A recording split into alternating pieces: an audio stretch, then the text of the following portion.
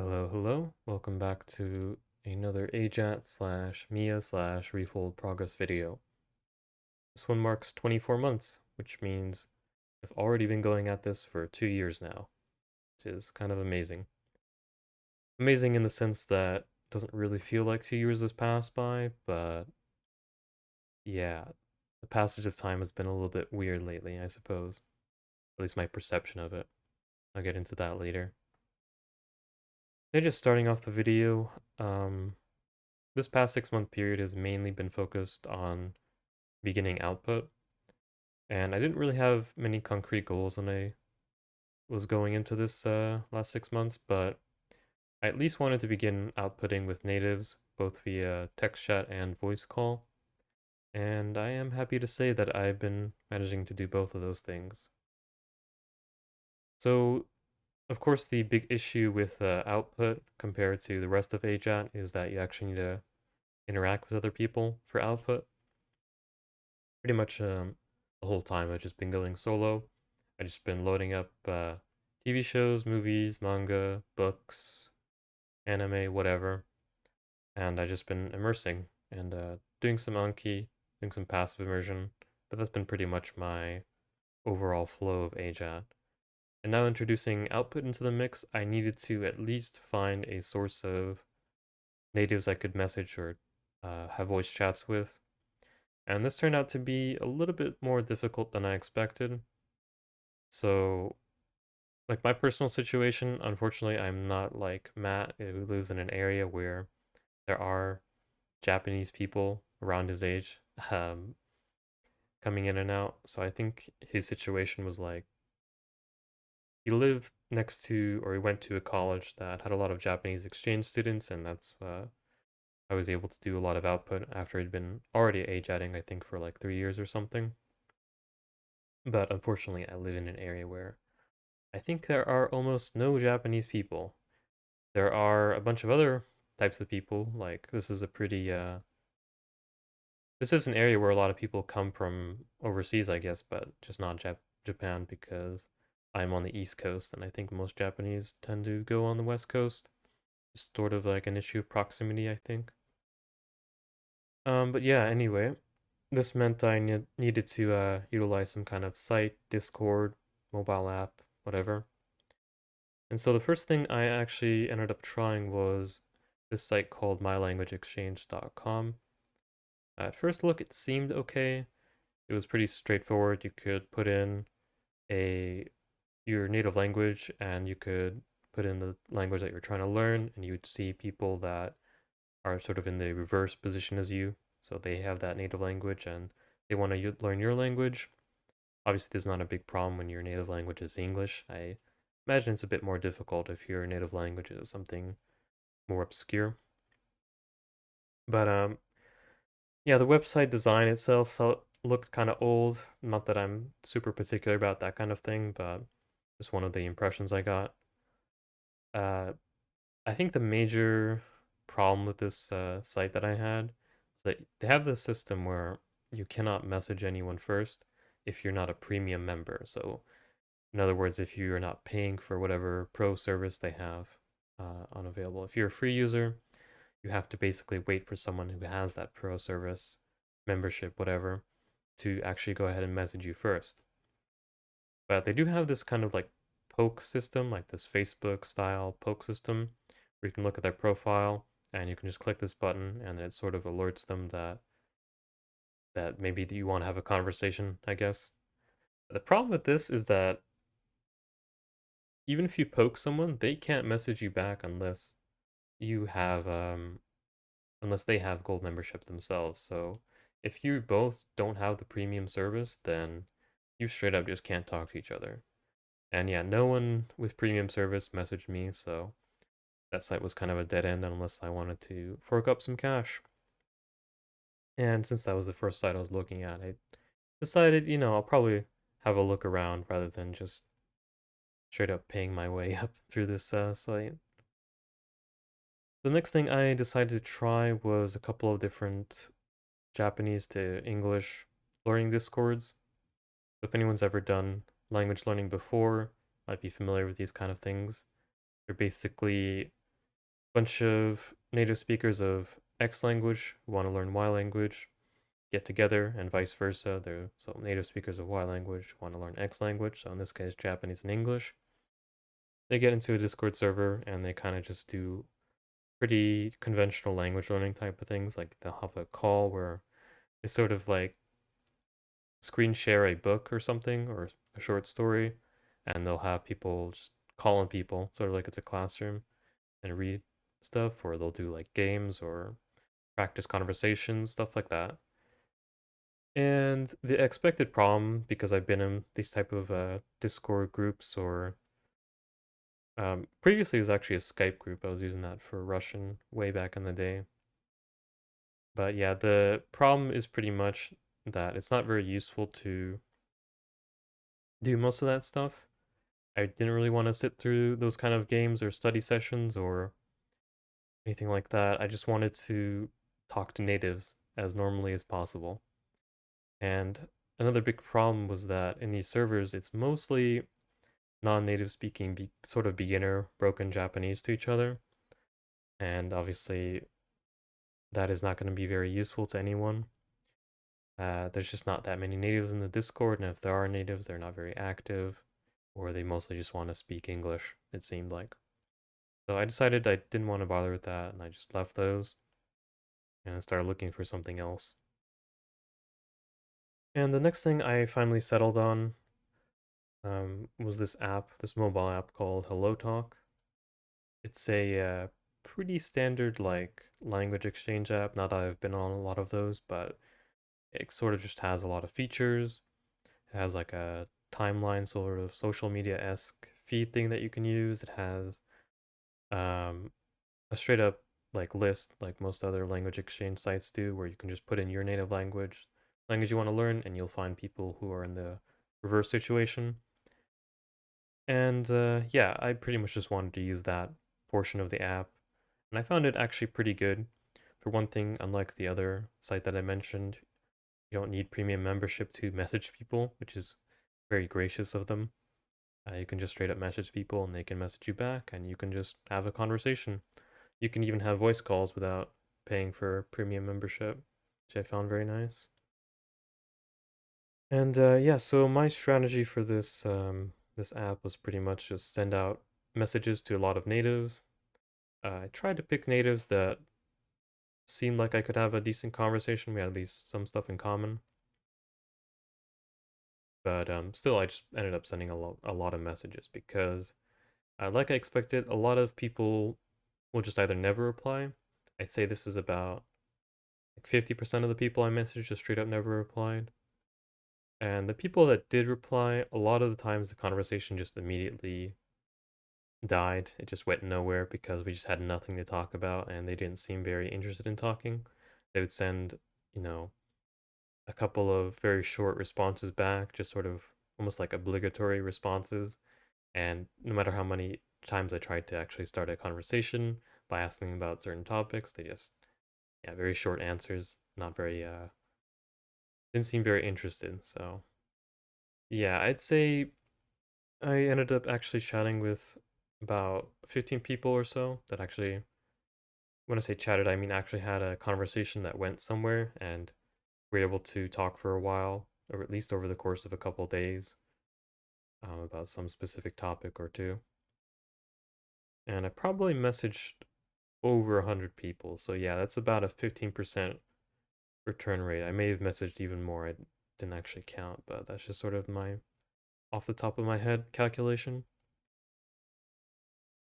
One of the good points about this app that I kind of didn't really expect when going into it was that a lot of the Japanese people you message, they don't really seem to have very much interest in actually speaking English or learning English.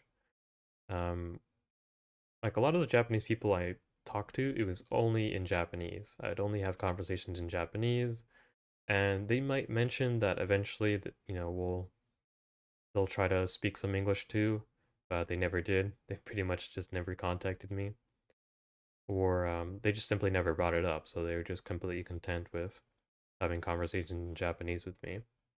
And I have a couple like guesses or hypotheses about why this is. I think one of the reasons is just that they're not really interested in learning English. They just kind of want to talk to foreigners and sort of like kill some time, I guess, sort of have some fun. I think this also explains why a lot of people weren't that interested in having conversations because they just created their account on a whim just to try it out, and they got bored and tried to do something else, or they moved on to something else.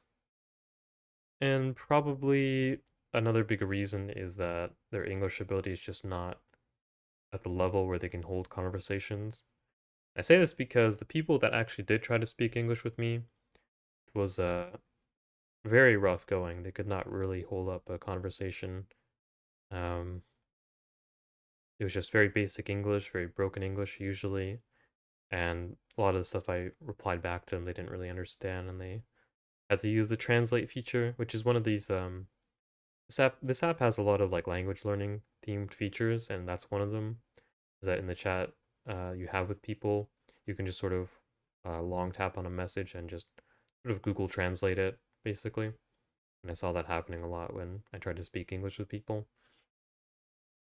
But yeah, like I said, that's pretty much a good thing for me because I get to use Japanese as much as I want. I don't have to worry about sort of pretending to care about like pseudo tutoring someone in English or going along with broken English conversation.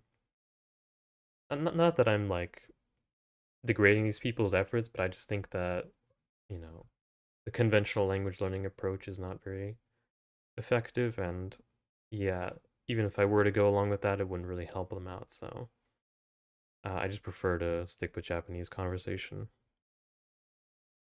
Another good feature about this language learning app that I actually like, this app has a lot of features that I don't really think I'll ever use, but one of the features that I do like is this correction feature. It's another thing that you can use in the chat.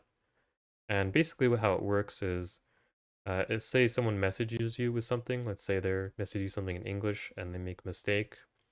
Maybe it's a typo or maybe it's a grammatical thing, whatever. You can sort of long tap the message, click correct, and it gives you sort of this proofreading correction type of interface where you can just sort of cross out words or replace them with others and add a note explaining your correction. And it's very useful because I got it used on me a couple different times. I'd say probably in total like three or four, so not that many times, but um, the few times that it did happen were usually quite useful. It pointed out something that I actually didn't know, and was very concise and made it very easy on the other person to do it, so they didn't have to interrupt the flow of the conversation. Because how it works is when you make the correction, it just sort of appears on the side of your message. So yeah, I definitely like that feature. Um, but yeah, I didn't really get corrected overall that much. I don't know if this is because I just generally didn't make that many mistakes. A couple people actually told me that, you know, like I think I was talking to this one guy for like an hour or two or something. We having a lot of different messages, and I made like a typo on one of my messages, and he used that feature for the first time in our chat. And then he replied afterwards saying, "Wow, that's the first time that you've made a mistake in our conversation." And so the whole time I thought he was just, he didn't want to bother using the method, and I was, saying a bunch of wrong stuff. But I guess in that case I wasn't. Maybe I was in other cases. I don't know. So that's kind of like up and down. I'm not really sure how well it stands up, but from what people have actually told me, apparently I have decent uh, conversation ability, especially in chat. I haven't done as much in voice yet, but so far voice has gone pretty well with the one or two people I've tried with. But yeah, that's all I wanted to mention. I like the correction feature. It's definitely one of the good points of the app. Another nice feature of the app that I do like is this language exchange. Um, it's like basically you can set up sort of a meeting on the calendar. You can say, on this date, on this time, we're gonna have a voice call, and we're gonna have it be structured so that the first 30 minutes, let's say, we're gonna talk in Japanese, and then the last 30 minutes we're gonna talk in English. Yeah, this is a pretty straightforward feature, but it's very actually very convenient. I didn't know about it until just recently. Someone I was talking to just sort of used it on me. They just created a meeting, and basically, one of the nice features about it is that not only do you have like the delineated language exchange period, so if the other person does actually want to speak uh, English for a bit, then they can, I guess. You know, this is like one of the few people that actually seem to have an interest in speaking some English. Um, but other nice feature is that you can actually, after the call is done, you can listen to the recording of the call, which I found very, very nice because I could actually hear myself and just hear if I sounded good, hear what I was struggling on, and it was very. I don't know. You can hear yourself on the microphone with this microphone especially, but when you're actually having a real conversation with someone, very interesting to hear how you actually sound. But yeah, and also you can leave some notes after the language exchange, and uh, the guy left me some nice notes, which was nice.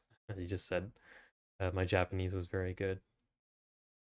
Um, but yeah, also that's another thing. Like people, like I don't know what the level is of most people on this app in terms of like people like me, like native English speakers trying to learn Japanese. But I imagine it's not super high because like the reactions I've been getting when I talk to people and have like actual conversations with them is just like they always say that my Japanese is like really good. Uh, but I don't know, like it's kind of hard to know whether to take it seriously. And so people have mentioned before, I think Matt's mentioned this before, that that's kind of like a just a feature of Japanese culture. Like when you're being polite, you just sort of praise someone, and even if it's not super true, you just kind of like say it. And also the other features like you're supposed to deny it. Oh no, not really. I'm not really that good. But yeah, I don't know really know whether to take it seriously or not. I think I'm just gonna play it safe and just sort of say that I'm probably better than most natives they meet, but I also have a long way to improve. It's kind of my stance on it. So yeah, just kind of trying to make sure the ego stays in check, I suppose. Yeah, overall, I think I quite like this app. Has a lot of good points on it. I don't think I mentioned this before, so let me just mention it really quick. For some reason, I have a really bad connection to the app itself. When I say connection, I mean like actually pulling data from the server. It's like you open the app and it'll say like not connected up top when you're like looking through your messages. And I'll have to like try to refresh, but usually that'll get stuck and I'll have to close the app manually and reopen it for it to actually update my messages. And this turns out to be a problem sometimes because like it will just not show notifications for days. And sometimes it will, sometimes it won't. It's just kind of random it seems. And so I have missed some messages from people because I don't check it all the time. I just sort of check it like once per day, and I was actually kind of relying on the notifications to show up for me to check it. But then I realized that the app's not very reliable in that aspect, so I've started just manually checking it. So if they could fix that, that would be very, very nice for the user experience side, but it's not something I could really call a deal breaker. I can kind of work through it. And I might try the paid service. So this app does have a paid service with a bunch of different features on it, quite a long list. Most of the features I don't really care about. Like I think one of the features you can do a video call, not just a voice call. And yeah, I don't really have any interest in doing video calls with strangers. Um, you can also like I think there's some things you can do with the timeline. There's a thing you can see like you can see people who checked your profile, which is to me just kind of weird. I don't know. It's just it's like one of those Tinder kind of features, I think. One of those dating app kind of features you can see who looked at your profile. But it's like, what do you do with that? Like if someone looked at your profile but never messaged you, do you just click on their profile and message them and say, "Hey, I saw you looking at my profile"? That's kind of weird to me. I don't think I would use that. But one feature that I might use is they have like a thing where you can search for natives in a geographic region. So more specifically, you can search for natives around you. And this might be interesting for actually meeting people up in real life, because as much as of a social recluse that I am, I don't really like chatting online in the form of text chat and voice calls. I kind of want to actually meet up with people and maybe actually become uh, acquaintances or friends rather than just always being a random person I text whenever I need to practice my Japanese or English. So yeah, that's might something I might try. Might be worth paying for. But I don't think it's too expensive anyway, so it might be just worth it just to throw some money in there and see what happens. But I think nonetheless, I will continue to use this app for regular Japanese conversation practice. I just sort of do it a couple of times a week, I'd say, right now, where I just have conversations. Sometimes the conversations will dry up, and so I'll like pick a new person to message and see if that goes anywhere. Sometimes it does, sometimes it doesn't. But yeah, overall, not too many complaints with this app. All right, so moving on from that, besides actually outputting, one of the things I've been working on, or at least started work on, is the shadowing and language parent stuff. This is another feature, or another, oh, what do you call it, like a section in the Refold diagram, the Refold pathway. It's just basically a technique you can use to improve your pronunciation, your speaking ability. The shadowing is where you sort of listen to a piece of audio in real time and you try to speak uh like you listen to a recording of a native speaker um talking about something, and you just sort of copy them as best you can, and then you listen to it afterwards and compare. And I have the actual gear set up for it. So there's this gear setup that Matt versus Japan has on his channel. There's like a video about it. We use a Blue Yeti microphone and some noise canceling headphones. And with that, the Blue Yeti microphone, you can actually plug in a pair of like headphones directly into it and just listen to your voice as it comes through the mic. So without having to go through the computer first, which causes delay. You listen to your voice in real time and you use the noise canceling headphones to basically, well, cancel out the sound of your actual voice. So you're just hearing your recorded voice, and you have a more objective view of what you actually sound like. That's actually very cool, and I've been doing it. I've been using that even without shadowing. I just sort of pick something and try to read it aloud and hear how I actually sound, or just talking to the mic and uh, get the feeling of actually speaking with a particular emphasis on certain words and playing around with different I don't know, pronunciation things. I haven't been going too into it, but it's been very interesting to test it out. Um, so yeah, for shadowing, I have all the things set up I need, and I've actually done shadowing one session before, but it's just been that one session. I haven't been doing a whole lot of shadowing after that. I think one reason is because um, the thing you're supposed to shadow is your language parent. So that's another thing that was introduced in this section. Your language parent is basically a native speaker that you pick, and you get a load of raw audio recordings of them just speaking off the cuff, and you listen to that a lot so you can get a good idea of what to mimic when you try to output. You can actually pick someone to specifically I don't know, impersonate is kind of the wrong word, but basically, yeah, just mimic them in terms of their speech pattern. And I think the language parent I chose was kind of just someone that I found because I wasn't having much luck finding anyone else. And he's pretty decent, sort of like the same age as me. Makes a lot of vlog type videos that don't seem very scripted, just seem like off the cuff. Of course, they're a little bit, um, it's not totally natural speech because he's talking into the camera, but it seems pretty good to me.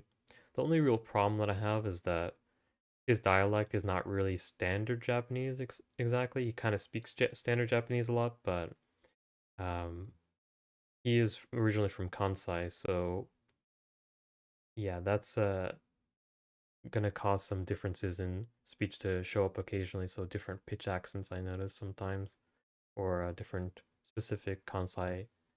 I don't know, we call it like slang, but like the the words that they use sometimes kind of different. And so yeah, I sometimes have a little bit of confusion with that. Not in that I don't understand, but I don't understand if this is a dialectical difference. You know, the fact that he's using a different pitch accent pattern here than I normally hear, or if this is like another acceptable pattern that even standard Japanese speakers can use. So I was thinking to I was thinking about just trying to find a more normal, like say someone who lives in Tokyo, uh, like all their life or something. But it's pretty hard to find someone who makes who records a lot of them just talking off the cuff. So one of the recommendations in the Refold site is just to use, say, Twitch, like go find a Twitch streamer. I've also been having trouble with that because I'm not really into watching or listening to gameplay audio, like people just playing games. And a lot of the just chatting streamers have this big problem where they sort of like speak English half the time because most Japanese streamers on Twitch also seem to cater to English speaking audience. And even if they don't, a lot of English speakers just sort of like sit in Japanese just talking streams for some reason, even though they don't understand the language, which is kind of weird. And it just makes it kind of weird because then the streamer tries to speak to them in like broken English, and like I just don't. I just want to hear Japanese. I don't want to hear like English and Japanese mixed together. So yeah, if someone has like an idea or suggestion where I can find, maybe if someone's like compiled a list of potential language parents that I can look from, that would be super useful. But I don't know what I'm gonna do with that for right now. Maybe just keep looking or just settle with the guy that I'm currently using. But yeah, that's one of the reasons I haven't been doing very much shadowing. Right, so I guess really quick, I'll show the Anki. This is something I do, I think, every video. Not super interesting, but you can really see the numbers gone up. The K here from the Morphman plugin has gone up to over 12,000 now.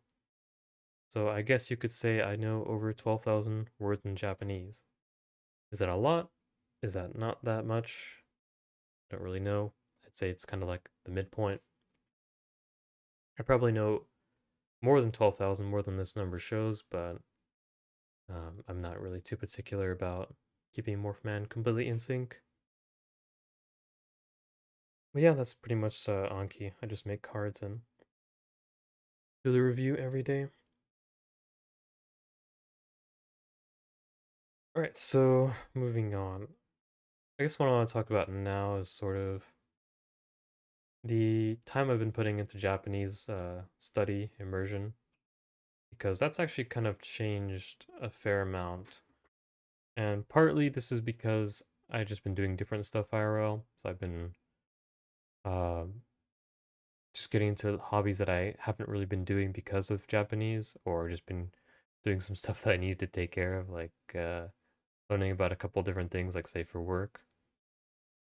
Um, so that's also been a factor, but I think another big reason, probably the bigger reason, is I've just been getting to the point where my Japanese ability increases feel less noticeable. Um, and yeah, this is a big factor, I think, because when I was first starting off Japanese, the first 6 months were just an amazing um, spike in my Japanese ability. I mean, I pretty much started that summer in 2020 with knowing nothing but kanji pretty much. I had done RTK, and that's pretty much it. And I just started mass binging anime with no subtitles. Then I started reading some manga, and then I started uh, playing some visual novels, and then I started doing some. I started reading some light novels. So by the end of the 6 month period, I went from basically being a total noob in Japanese besides kanji and going to actually being able to get through an entire light novel or two. So that was quite a journey. And the next 6 months after that were also pretty good. I started to refine a lot, and I expanded the breadth of my vocabulary. I learned a lot of different words by just going through a lot of different immersion. Um, and I improved my listening ability a lot by just watching a lot of anime and also just passive immersing with that anime. Like I passive immerse actually quite a lot up until now. I don't know how much I've mentioned it, but basically I go for walks or do chores or uh, work out, just different things that I do IRL.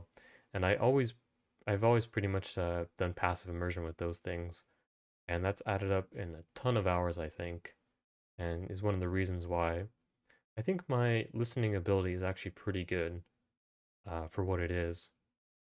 Um, I actually think my listening ability, strangely, is better than my reading ability in some kind of fashion or form.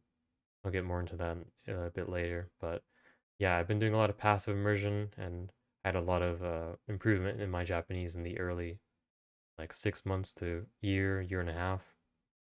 But nowadays it feels like I can I don't really see that much improvement.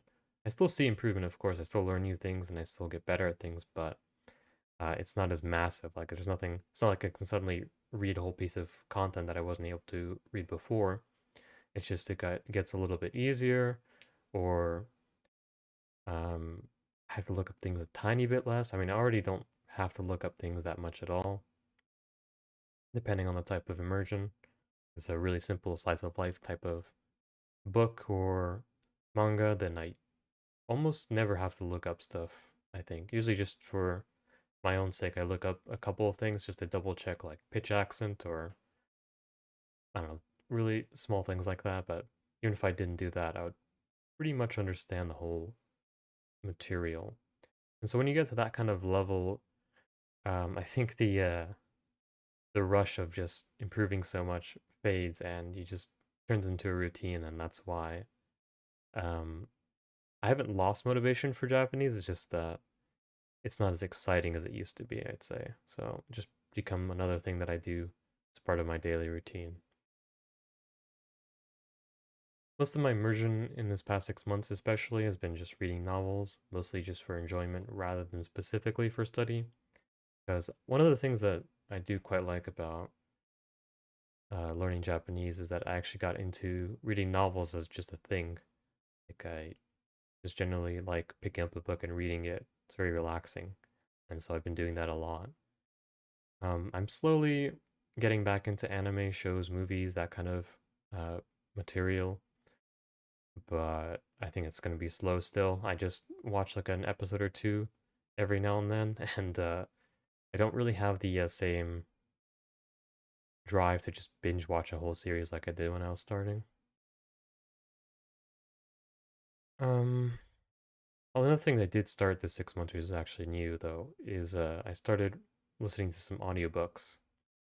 So how I went about it this was I picked a novel series I'd already read in Japanese, and so I know all the plot, characters, things like that. And it actually went pretty well. Like I didn't really have too much trouble with it. There were a couple of details that I miss due to hearing words I usually only read. So if anyone's read a lot of Japanese or studied a lot of Japanese, you'll know that written Japanese tends to be quite different from spoken Japanese. I'd say even more so than spoken and written English. I'd say English has this kind of weird thing where a lot of books, as long as they're not like technical books, a lot of books will sort of be written in almost speech vernacular these days. Not completely, but it's gotten pretty close, I feel like, with the reading I have done in English. And so it's not really that hard to transition. But with Japanese, there's definitely a very different set of vocabulary and way you express things. And so hearing that in just pure audio can be a little bit more challenging. But even then, I felt like it wasn't that bad. I could just sort of follow along pretty well. And will probably continue listening to audiobooks. I haven't done it for a little bit now, actually.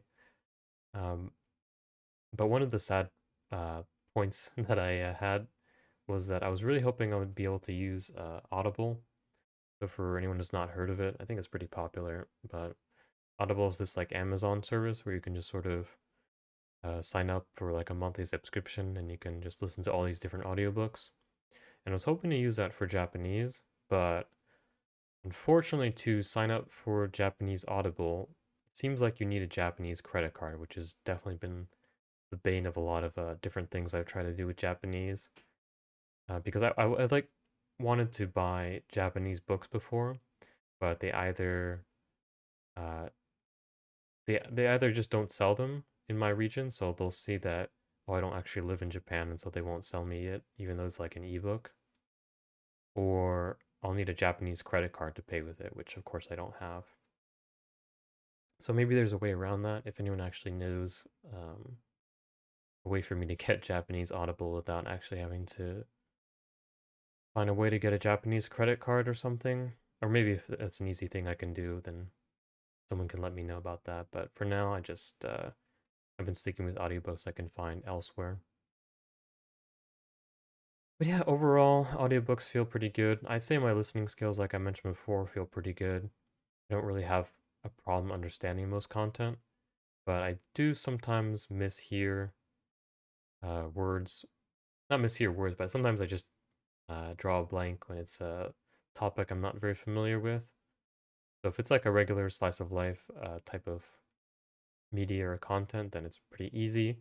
But if it's say specifically a technical topic that I maybe have a little bit of knowledge about, but not so much experience with in Japanese, then it gets a little bit more difficult to follow along because I'm trying to follow along with the new language and the concepts being described. But yeah, that's pretty much it for Japanese and immersion. I am still immersing a fair bit. It's just not the crazy 10, 12-hour days that I was doing when I first started.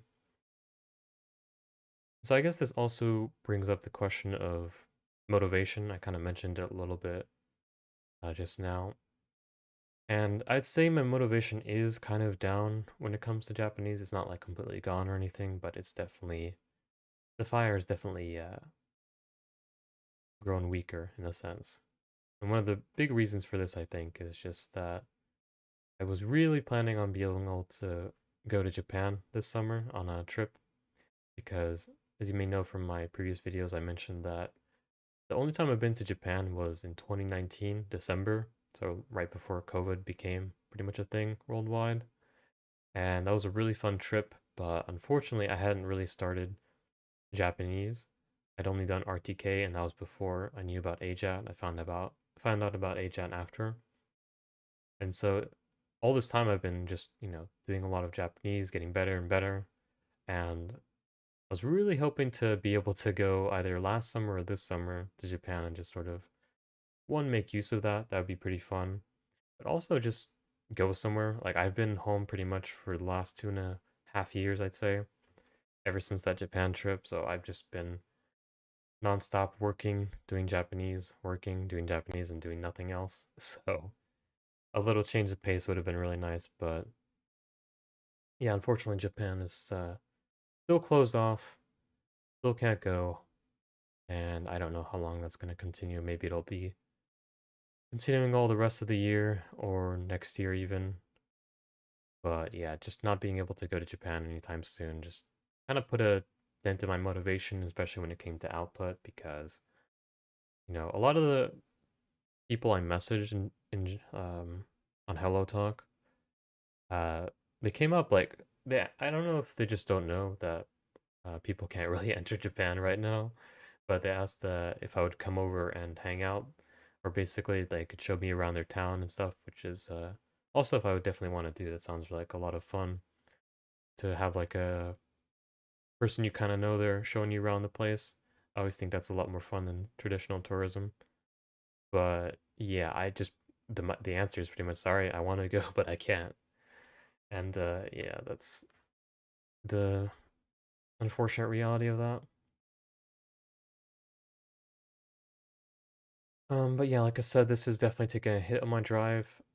I think I just want to keep immersing and just keep working on it, but I definitely don't have this, especially when it comes to output. Like, I would have worked so much harder on output, I feel like, these past 6 months if I was definitely gonna go to Japan, because I would have wanted to improve as much as possible before actually going there in person.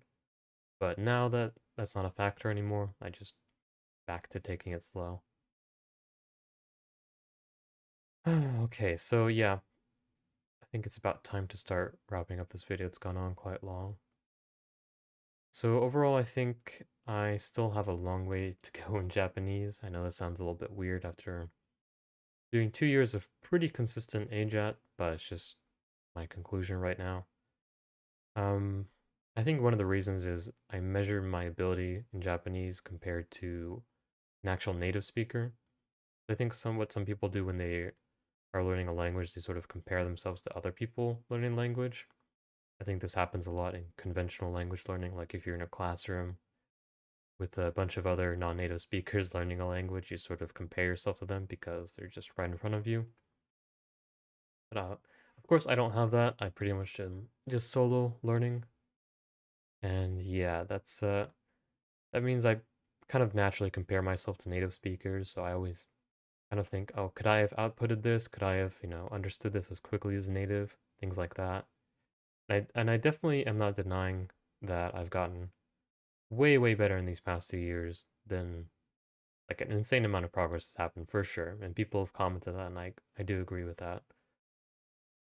But even so, I think I have a long way to go before I'm truly quote unquote fluent, whatever that means. I think it is a very vague term. But where I kind of want to be in Japanese is somewhere where I'm very comfortable in all the subjects and topics that I want to talk about or want to immerse in. I want to be a lot better at reading. So I didn't mention this, but I've mentioned this before in previous videos. I am kind of like slow at reading, it seems. Like it's a weird phenomenon. When I'm reading a novel, just reading a bunch of text in general, it's not really that noticeable. It's pretty smooth. I'd say pretty quick even. But when I compare myself to just reading random snippets of English and Japanese, my English is just like almost not even comparable how much faster and easier and natural it is to just read a piece of English than it is Japanese. And I have a couple different theories I mentioned before why this is the case. I think one of the things is I tend to overanalyze a piece of I tend to overanalyze Japanese text, just how I'm wired to because I've been studying it as a language learning process for so long that when I look at a piece of Japanese text, I want to test myself to make sure uh, I know how to read all the words, and I also know the pitch accent of all the words, and I also understand the nuances of all the words and how they connect together in a sentence. And I probably just overthink too much, and that causes sort of a mental blocker. Not really sure how to fix this other than just reading more, and I think it's gotten a little bit better. It definitely hits me less where I just kind of get stuck on a piece of text that I randomly see in the wild, so like not connected to a book or manga that I'm reading. But yeah, I feel like I definitely have a lot of room for improvement there still. But yeah, I just feel like I have done all the groundwork now, especially that I've started output, so I can just continue with output now that I've actually gotten a feel for it. Um, but I do need to specialize and refine in different topics. So people on Hello Talk often message me about programming, computer science, that kind of stuff, because I have it in my bio. And I guess other Japanese people who are doing the same thing have an interest to actually have a discussion about that, which is nice.